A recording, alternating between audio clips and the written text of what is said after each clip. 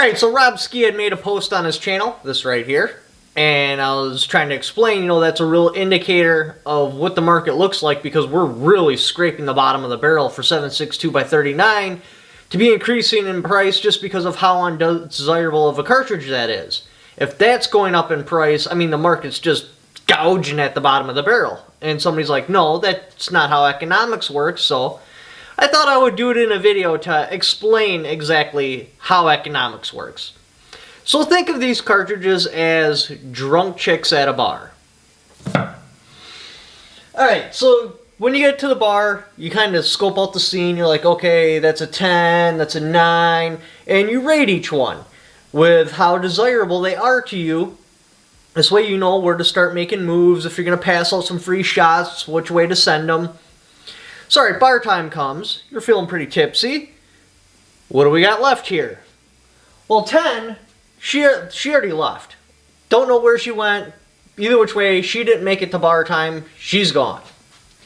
And then you got 9 millimeter. 10 would be your 5.56.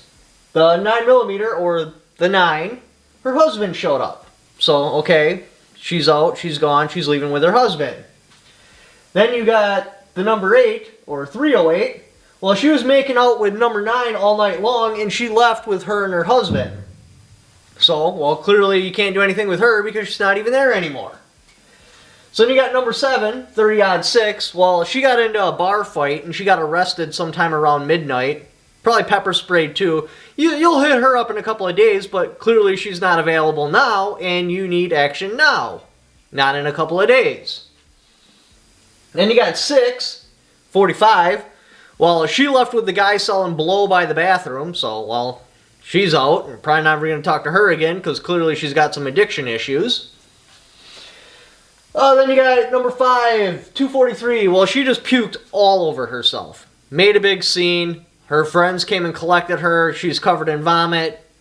Don't want anything to do with her. You know, the only thing that will happen if you go home with her and her friends is you're going to wind up holding her hair all night long just to listen to apologies way early in the morning and not get served breakfast because of how hungover she's going to be. So, well, that's not a possibility. Can't take that road.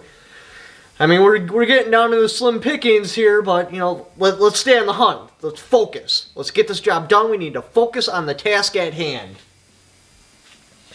Alright, so then you got number 4, 380. Well, she's a lesbian. You've already known she's a lesbian, but you were kind of hoping, hey, maybe, just maybe, if I get her at the perfect level of drunk, her sexual preferences will waver, and, I can slip in there. Well, that didn't happen because number 3, 545, well, she took her home and they started making out just about when you thought you were like, okay, she's right at the perfect stage of drunk. If I just feed her 1 beer an hour, her sexual tendencies have questioned. Clearly she wants attention, so I'll be able to take her home. Well, number 3 was a latecomer. She was completely sober. Scene number 4, well, she took advantage of the situation, and because she prefers girls over men, well, she beat you out because she has the equipment you don't have. Then you got number 2, 30-30. She was looking good. I mean, there was promise there. Everything was going great. At like 1 a.m., 1:30, all of a sudden the bartender started hitting on her. So they made pre-arrangements with the bartender, and he's been giving you free drinks all night, so you don't want to screw with his Kool-Aid, so you're just going to back off.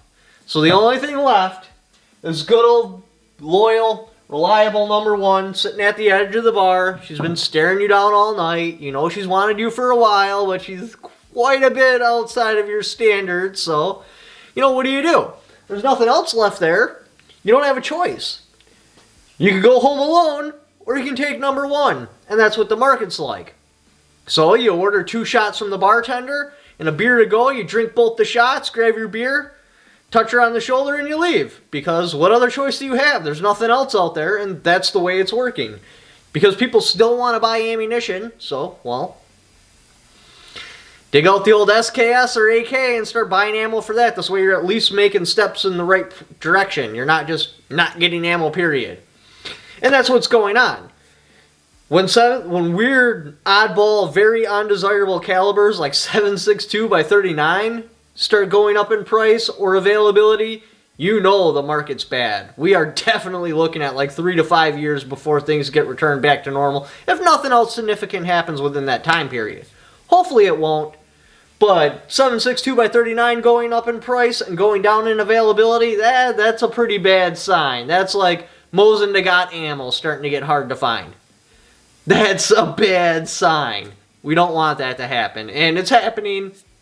So, you know, if you're willing to open your eyes and take a look, you can see the writing on the wall. We're going to be in for a long-term ammunition shortage. But anyway, appreciate you watching my video. If you like Help Support channel, got my Patreon right there. Also have affiliate links in the description down below. You can buy this knife through that link. Even if you don't buy what the link is for, just clicking on that link. Click. And doing the Amazon shopping you're going to do anyway, I had a little kickback for it because you came there off my channel. Thank you for watching. Don't forget to subscribe.